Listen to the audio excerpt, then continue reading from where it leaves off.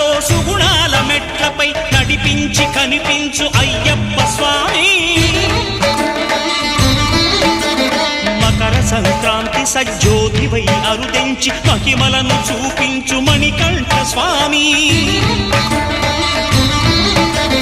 కర్మబంధము బాపు ధర్మశాస్త్ర